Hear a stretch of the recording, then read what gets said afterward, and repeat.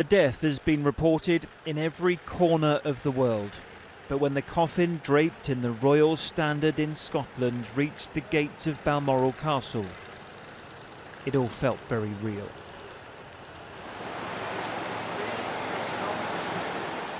The only sound, the rhythm of the waters of the River Dee, which the Queen crossed for the last time.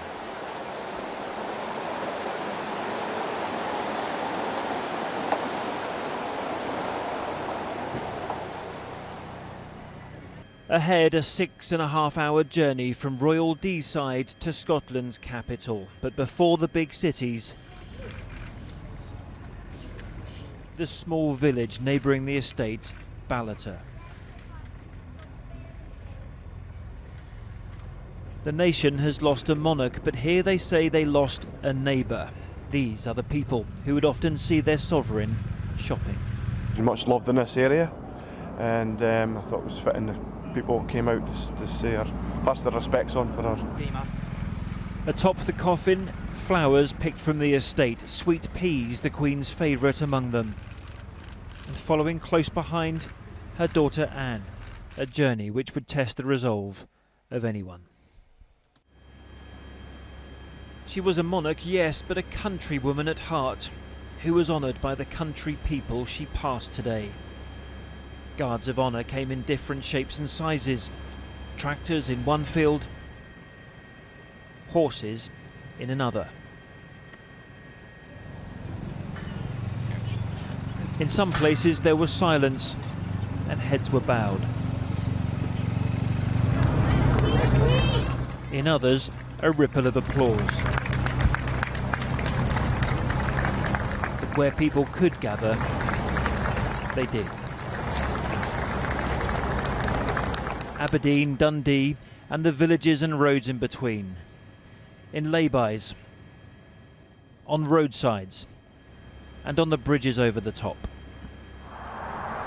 It's a sad moment because that's the end of the era. It feels sad that we'll not see her again. And then to the newest of the 3 great bridges which span the Firth of Forth, the Queensferry Crossing.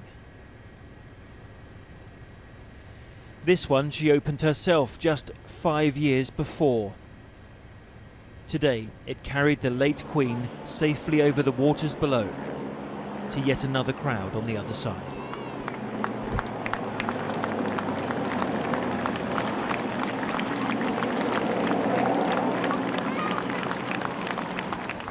By now the cortege was on the outskirts of the capital. Just about everything and everyone seemed to stop.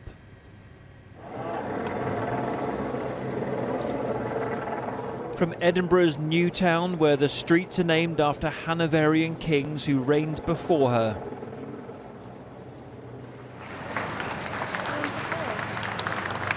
to Edinburgh's ancient Old Town and the narrow cobbled street known as the Royal Mile. Every inch taken, every screen in record.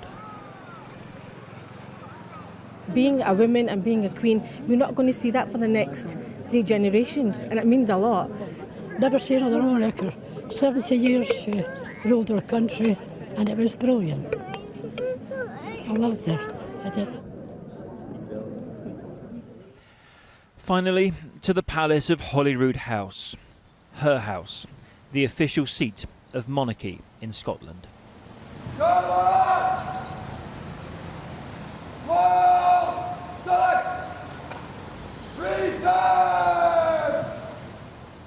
A bow from her sons, a curtsy from her daughter-in-law.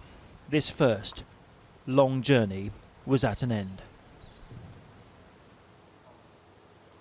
It fell to 8 infantrymen from the Royal Regiment of Scotland to carry their late Commander-in-Chief inside.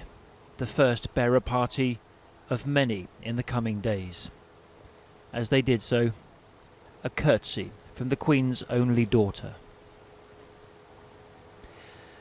Tonight, at the foot of the imposing Arthur's Seat in this great capital city, the coffin rests in the throne room.